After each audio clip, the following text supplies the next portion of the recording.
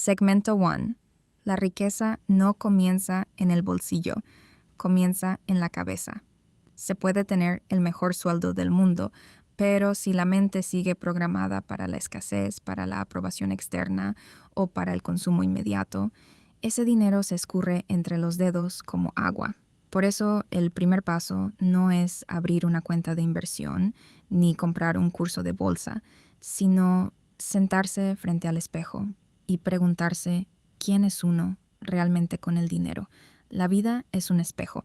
Los ingresos reflejan el valor que uno cree aportar.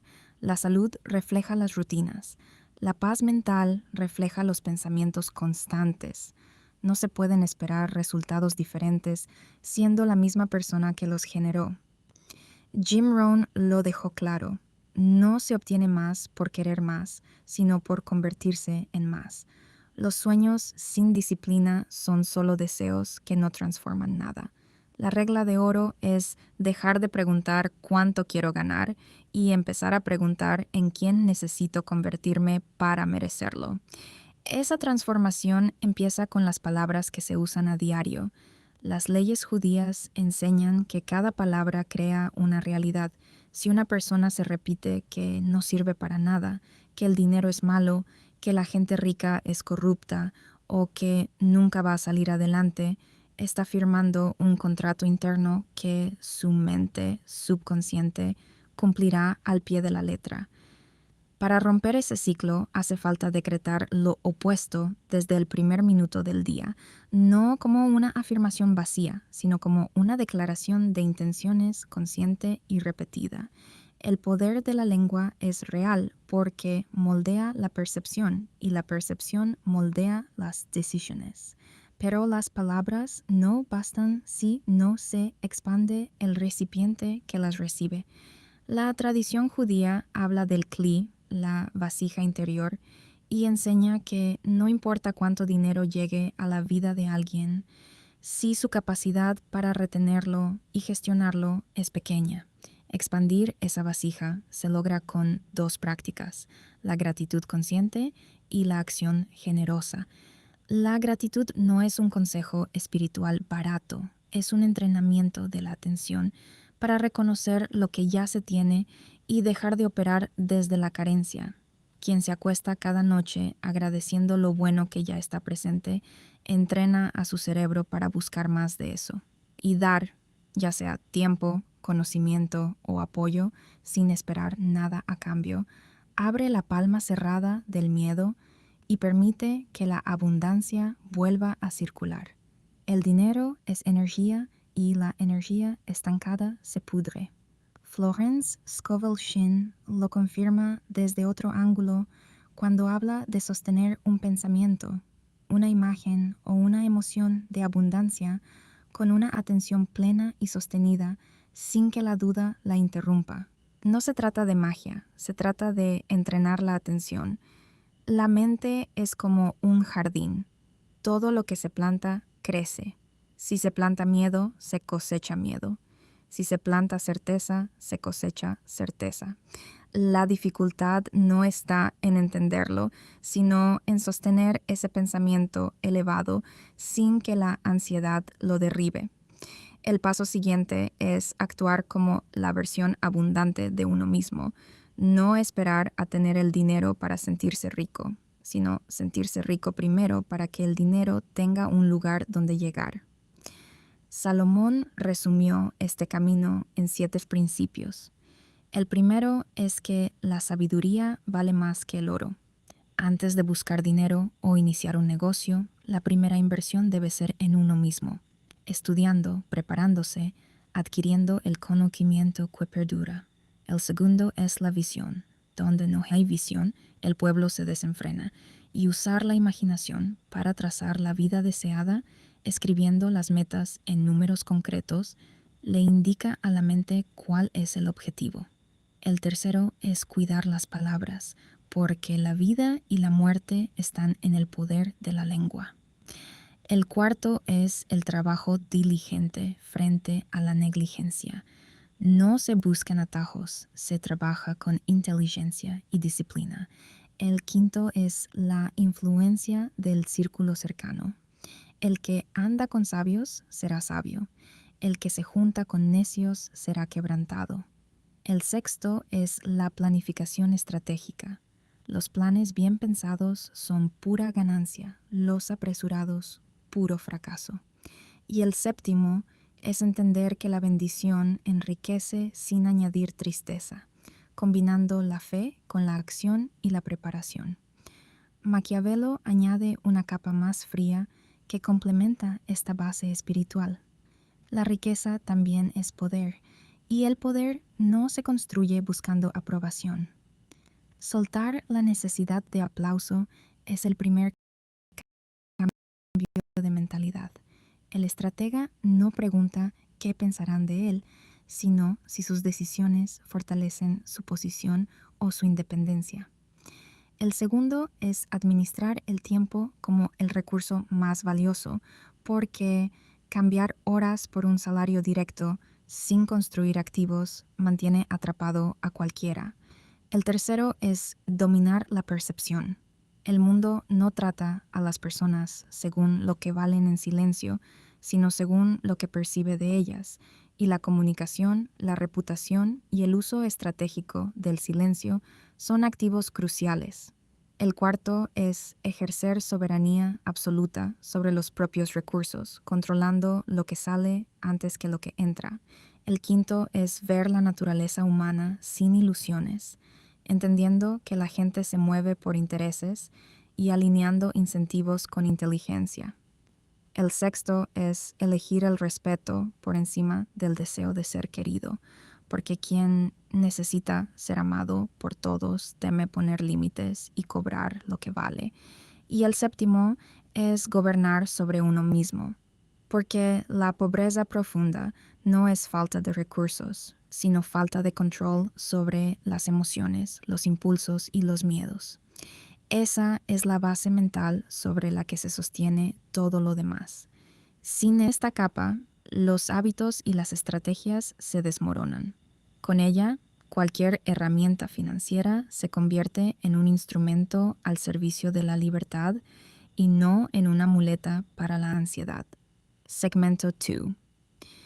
Una vez clara la identidad que se va a construir, el paso siguiente es instalar los hábitos que la sostengan, porque la riqueza no es un evento, es un proceso, y los procesos se componen de acciones repetidas que, vistas de forma aislada, parecen insignificantes, pero sumadas a lo largo del tiempo, crean una masa crítica imparable.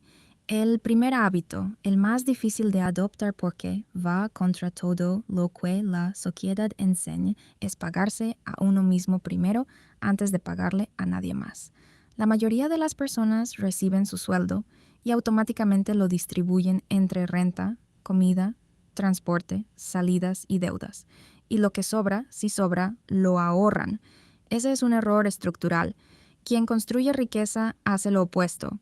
En el mismo instante en que el dinero entra, aparta una proporción fija para su yo del futuro, antes de tocar cualquier gasto corriente. Puede ser el 10%, puede ser el 20%, pero tiene que ser fijo e innegociable. La cercanía psicológica que se tiene con la propia versión futura determina la capacidad para inhibir el impulso de consumo inmediato. Si el yo de dentro de 20 años se siente como un desconocido, no se sacrifica nada por él, pero si se siente como parte de uno mismo, el ahorro se vuelve natural. El segundo hábito es crear fricción en el entorno para frenar el impulso de gastar. El comercio digital está diseñado para eliminar toda barrera entre la persona y su dinero. Un solo toque, credenciales guardadas, ofertas que expiran en minutos, todo calculado para que se compre sin pensar. La respuesta inteligente es instalar trabas intencionales, eliminar las tarjetas guardadas de los navegadores, sacar las aplicaciones de compra de la pantalla principal del teléfono, imponerse un periodo de espera mínimo de 48 horas antes de materializar cualquier adquisición no esencial. Ese retraso disipa la urgencia psicológica que el marketing induce y reduce drásticamente las compras impulsivas. No se trata de privarse de todo, se trata de darse el espacio para decidir con claridad si realmente se necesita eso o solo se está reaccionando a un estímulo. El tercer hábito es proteger la atención como un recurso escaso. La exposición continua a notificaciones, a flujos de contenido infinito y a fuentes de información constantes deteriora la capacidad de autocontrol y agota la energía mental necesaria para tomar decisiones financieras acertadas. La disciplina financiera prolongada no se sostiene con fuerza de voluntad infinita, se sostiene optimizando el entorno para no depender de esa fuerza. Una depuración digital rigurosa, elegir con cuidado qué se consume, alejarse del ruido cognitivo que solo distrae y desgasta. El cuarto hábito es enfocar la atención y el capital en activos productivos, en lugar de en indicadores de estatus. El sesgo común asocia el bienestar financiero con la ostentación de bienes de consumo, autos de alta gama, ropa de marca, relojes caros, pero esos bienes no generan ingresos, se deprecian y atan a un estilo de vida que exige más dinero para mantenerse. Quien construye riqueza dirige su capital hacia elementos que generan renta, negocios o habilidades transferibles que producen valor de manera autónoma. No se compra un carro para impresionar, se compra una máquina que produce ingresos o se invierte en formación que multiplica la capacidad de generar valor. El quinto hábito es distinguir entre estar ocupado y ser productivo. Una agenda saturada de tareas rutinarias genera una falsa sensación de avance que no altera la realidad financiera. La productividad real se mide por el impacto a largo plazo, no por la cantidad de tareas completadas. La pregunta correcta es si lo que se está haciendo hoy seguirá siendo relevante dentro de un año. Si la respuesta es no, probablemente se está llenando el tiempo con ruido para evitar lo que realmente importa. La riqueza se origina en un porcentaje muy pequeño de acciones de alta palanca, no en la ejecución masiva de tareas secundarias. El sexto hábito es aprender a diferenciar la gratificación. El cerebro está cableado para priorizar recompensas inmediatas porque así sobrevivieron los antepasados. Pero esa misma programación lleva a comprar por impulso, a endeudarse por placeres efímeros y a sacrificar la libertad de mañana por el gusto de hoy. La estrategia consiste en reemplazar la pregunta impulsiva de qué satisfacción se obtendrá ahora por un análisis del bienestar estructural que se obtendrá en el mediano y largo plazo. El séptimo hábito es instalar activamente la información en lugar de consumirla pasivamente. La sobreabundancia de datos genera un consumo equiparable al entretenimiento, donde se acumulan conceptos sin modificar las conductas. La regla es simple. Por cada unidad de tiempo dedicada a consumir información, dedicar un bloque equivalente a ejecutar lo aprendido. Leer sobre interés compuesto sin aplicarlo es como leer sobre ejercicio sin moverse. El octavo hábito es aprovechar el efecto acumulativo sin desesperarse por la falta de resultados inmediatos. Las decisiones financieras individuales parecen irrelevantes de forma aislada, pero sostenidas en el tiempo producen un efecto exponencial que se manifiesta después de una fase prolongada de aparente inactividad. El interés compuesto es la octava maravilla del mundo, pero solo funciona para quien tiene la paciencia de esperar. El noveno hábito es desacoplar el nivel de gasto del nivel de ingresos. Cuando sube el sueldo, el instinto natural es subir el estilo de vida en la misma proporción y eso anula cualquier ganancia neta en términos de libertad financiera. La estrategia correcta es mantener la estructura de gastos invariable cuando llegan los incrementos y canalizar todo el excedente hacia la acumulación de capital. El 10º hábito es hacer una auditoría patrimonial privada. La comparación sistemática con el entorno a través de redes sociales distorsiona la percepción de los logros financieros reales. Se ven vacaciones, autos y cenas de gente que probablemente está endeudada hasta el cuello. Y eso genera una sensación falsa de atraso. La verdadera solidez financiera se edifica en el terreno de los números privados, no en la validación pública de activos aparentes. El 11º hábito es seleccionar rigurosamente el entorno de influencia. Los comportamientos financieros y las actitudes hacia el dinero se contagian de forma inconsciente desde el grupo social inmediato.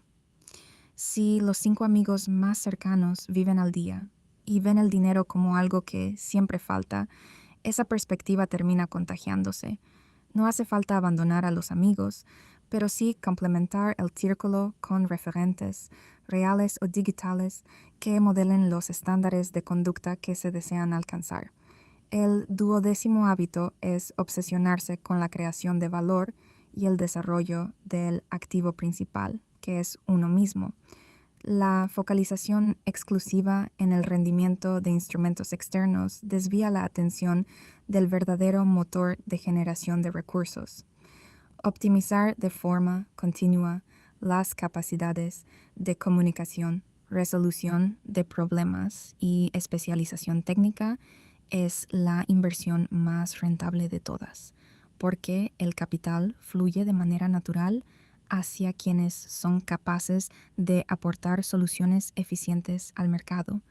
Estos 12 hábitos no son opcionales ni se aplican de forma parcial. Son un sistema interdependiente donde cada uno refuerza al otro. Si falla uno, los demás se debilitan. Si se instalan de forma consistente, crean una estructura que sostiene incluso en los momentos difíciles. Y eso es exactamente lo que diferencia a quien construye riqueza de quien solo sueña con ella. Segmento 3. Una vez instalada la mentalidad correcta y los hábitos que la sostienen, hace falta entender que el dinero no es un fin en sí mismo, es una herramienta, y su valor está en lo que se puede construir con ella. La mayoría de la gente trabaja por dinero toda su vida, pero quienes construyen riqueza hacen que el dinero trabaje para ellos. Esa es la diferencia fundamental entre el empleado y el capitalista. El primero cambia su tiempo por un salario que se consume. El segundo convierte su ingreso en activos que generan más ingreso. Esa conversión no requiere ser un genio de las finanzas ni tener un capital inicial enorme. Requiere entender algunas reglas simples que se repiten en todas las tradiciones de sabiduría financiera, desde los proverbios de Salomón hasta los manuales de los inversores más exitosos del mundo. La primera regla es que el activo más seguro y probado a lo largo de la historia es la tierra. Los bienes raíces no desaparecen, generan ingresos mensuales a través de inquilinos, se aprecian con el tiempo y permiten usar el apalancamiento para empezar incluso con poco capital. No hace falta comprar un edificio entero, se puede empezar con un terreno pequeño, una propiedad modesta o participando en fondos inmobiliarios que agrupan el capital de muchos inversores. La mujer virtuosa de Proverbios compraba tierras y las trabajaba, y ese principio sigue vigente. Pero bienes raíces como inversión significa comprar para generar renta, no para impresionar vecinos. La casa donde se vive es un pasivo, la que se alquila es un activo. La segunda regla es que el interés compuesto es la fuerza más poderosa en las finanzas y funciona incluso con cantidades pequeñas si se le da tiempo. La parábola de los talentos no es solo una lección religiosa, es una lección financiera práctica. El que enterró su talento por miedo a perderlo fue castigado. El que lo puso a trabajar lo multiplicó. Guardar el dinero sin que genere rendimiento real es perder contra la inflación sin notarlo. Al principio el crecimiento parece insignificante, después de 10 años empieza a notarse, después de 20 se acelera, después de 30 parece magia. No es magia, es paciencia y consistencia, y la mayoría abandona en los primeros 5 años, que son justamente donde se construye la base que explota después. La tercera regla es que el conocimiento empaquetado tiene un valor infinito porque se puede vender muchas veces. Las habilidades, la experiencia, la forma única de resolver un problema, todo eso puede convertirse en un curso, un libro, una plantilla, un programa o una marca. Se trabaja intensamente una vez para crear ese activo y luego se reciben ingresos cada vez que alguien lo adquiere, sin estar limitado por las horas del día. La propiedad intelectual es la gran igualadora del siglo XXI, porque no requiere tierra ni fábricas, requiere algo valioso que compartir y la disciplina para empaquetarlo bien. La cuarta regla es que los negocios sistematizados que operan sin el dueño presente son la máquina de ingresos pasivos por excelencia. No se trata de tener un empleo disfrazado de negocio donde uno es el principal operario. Se trata de construir un sistema con procesos documentados, responsabilidades delegadas, que funcione incluso sin la presencia constante del fundador. Salomón delegaba tareas, Moisés estructuró líderes bajo una visión común, y ese sigue siendo el principio fundamental de cualquier empresa escalable. La trampa de muchos emprendedores es construir un negocio que depende completamente de ellos y terminar trabajando más que si fueran empleados. La quinta regla es que la diversificación no es una excusa para no tomar decisiones, es una estrategia de supervivencia. Ray Dalio lo explica con claridad. Hay que tener un portafolio equilibrado donde los distintos activos tengan impactos comparables, de modo que cualquier ciclo económico encuentre a la persona preparada, ni todos los huevos en una sola canasta, ni tan dispersos que no haya control sobre ninguno, bienes raíces para estabilidad y renta mensual, acciones para crecimiento a largo plazo, negocios para control y escalamiento, y el interés compuesto operando sobre todos ellos como el multiplicador del tiempo. La sexta regla es que el financiamiento ético y las asociaciones estratégicas pueden acelerar el camino sin caer en un endeudamiento peligroso. El Talmud habla del préstamo como inversión en el negocio de otro, no como usura, hacia los nesheshikajos, prestar como socio, compartiendo riesgo y ganancia. Pedir prestado solo para invertir en algo que genere más ingreso que el costo del préstamo. La deuda buena construye activos, la deuda mala financia consumo, y esa distinción es la que la mayoría no entiende. La séptima regla, la que Warren Buffett repite hasta el cansancio, es conocer profundamente cada inversión que se hace. No se invierte en lo que no se entiende. Por muy buena que suene una oportunidad, si no se puede explicar con claridad cómo genera valor, es una apuesta, no una inversión.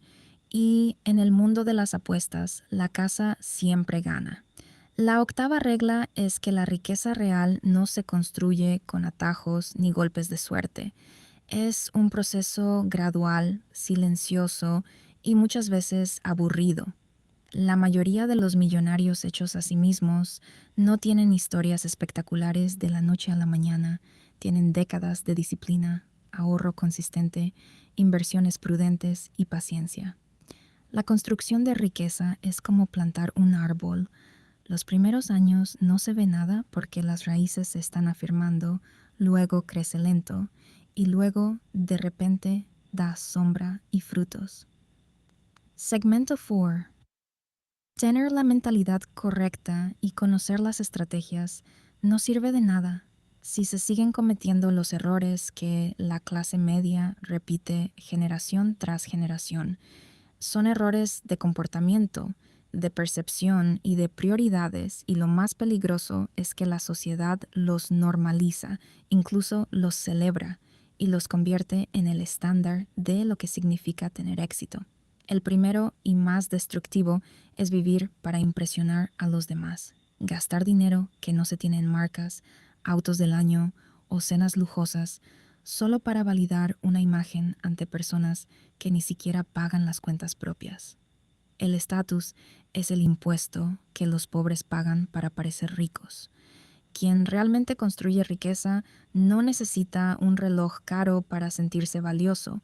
Su valor viene de su patrimonio, no de su apariencia. El segundo error es no hablar de dinero con la pareja. Compartir la vida entera, pero mantener los estados de cuenta y las deudas en secreto es una bomba de tiempo emocional y económica. El dinero es uno de los principales motivos de conflicto en las relaciones, no porque el dinero sea malo, sino porque la falta de transparencia genera desconfianza y desalineación de objetivos. Si uno ahorra y el otro gasta sin control, todo el esfuerzo se diluye. El tercer error es no ahorrar absolutamente nada y vivir al límite cada mes. No tener un fondo de emergencia de 3 a 6 meses de gastos fijos convierte cualquier imprevisto, una reparación del coche, una enfermedad, un despido, en la puerta de entrada a deudas con intereses altísimos. El fondo de emergencia no es un lujo, es un seguro de vida financiero. El cuarto error es no entender el crédito antes de usarlo. Usar tarjetas o préstamos para financiar consumo diario en lugar de utilizarlos como puente hacia activos que generan ingresos es un error que se paga con intereses durante años. El crédito inteligente es el que permite comprar un activo que genera más ingreso que el costo del préstamo. El quinto error es inflar el estilo de vida con cada aumento de sueldo, la ley de Parkinson financiera. Cada vez que se gana más, se gasta más de inmediato, manteniendo la brecha de ahorro en cero.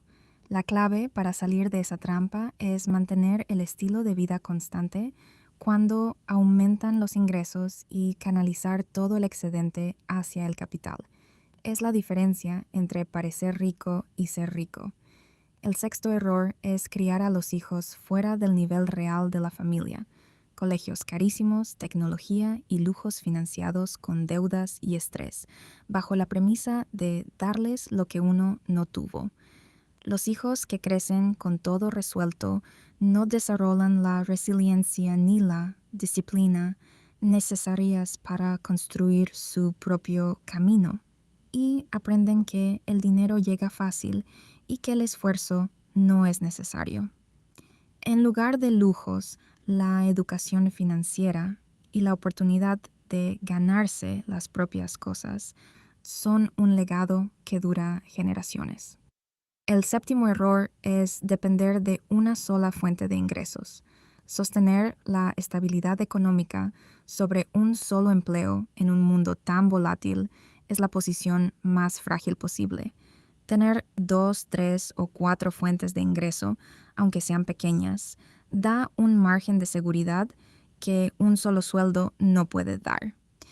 El octavo error es no saber decir no a la gratificación inmediata, ceder ante el impulso de comprar por emoción o aburrimiento, sacrificando la libertad de mañana por el gusto de hoy.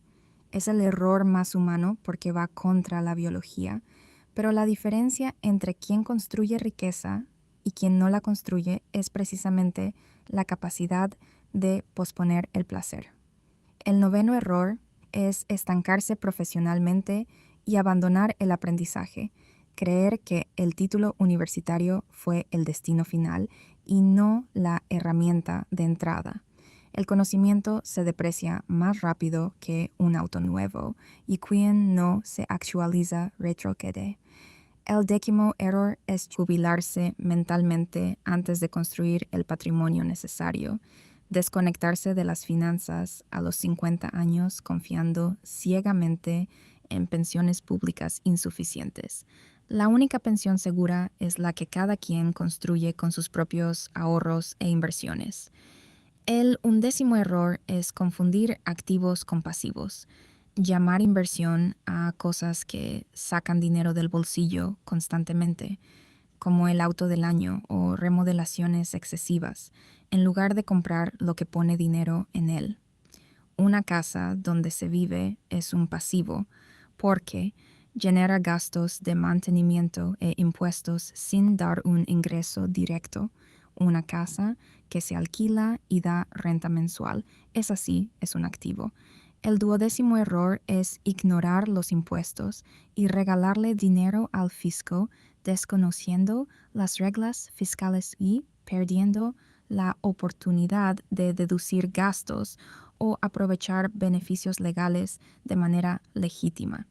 Los que acumulan patrimonio no pagan menos impuestos por ser ricos, pagan menos porque conocen las leyes y las usan a su favor. No es evasión, es planificación. Estos 12 errores son los más comunes y los más costosos. Evitarlos no garantiza la riqueza, pero caer en ellos garantiza la pobreza o el estancamiento. La buena noticia es que todos son evitables y solo requieren conciencia, disciplina y un cambio en la forma de ver el dinero. Segmento 5.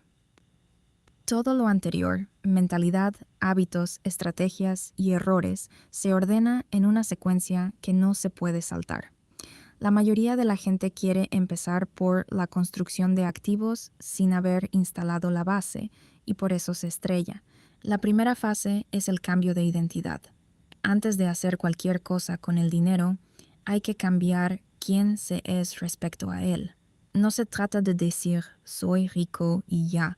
Se trata de examinar las creencias más profundas sobre el dinero, sobre el éxito y sobre uno mismo. ¿Qué se aprendió sobre el dinero en casa cuando se era niño?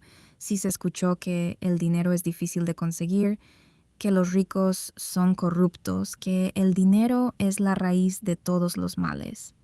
Esas frases operan en el subconsciente como un programa que sabotea cualquier intento de mejora financiera.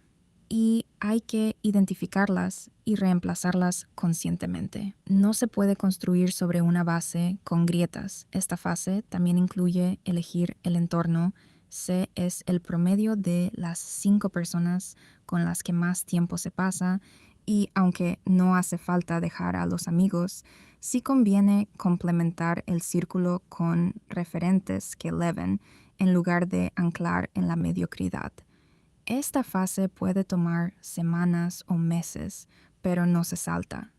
La segunda fase es la instalación de los hábitos básicos de protección, un perímetro de seguridad contra los propios impulsos y contra un entorno hostil al ahorro, apoyado en pagarse a uno mismo primero, crear fricción contra el gasto impulsivo y limpiar la atención del ruido digital.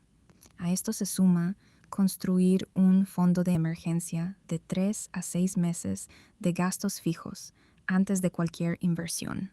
Dinero para dormir tranquilo, no para invertir. Mientras ese fondo no esté completo, no se avanza a la siguiente fase. Y eso está bien, porque la prisa es enemiga de la riqueza. La tercera fase es la construcción de activos y la diversificación de ingresos.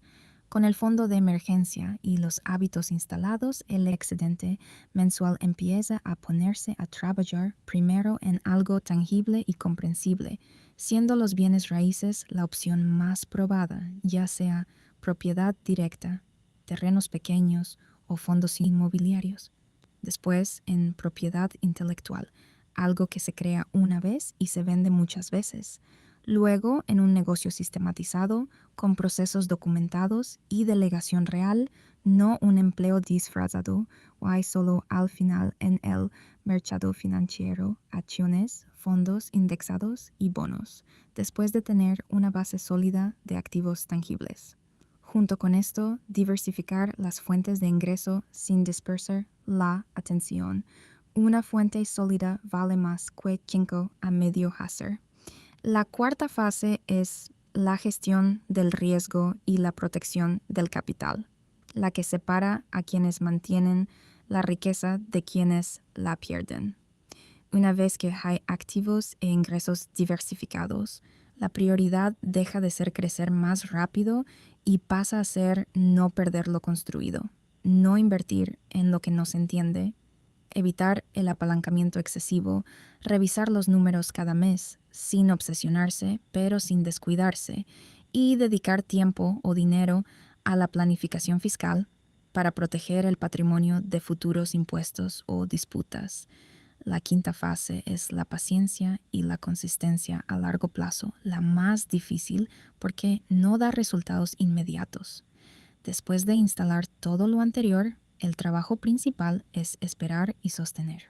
El interés compuesto necesita tiempo. Los bienes raíces necesitan años para apreciarse, los negocios necesitan ciclos para consolidarse.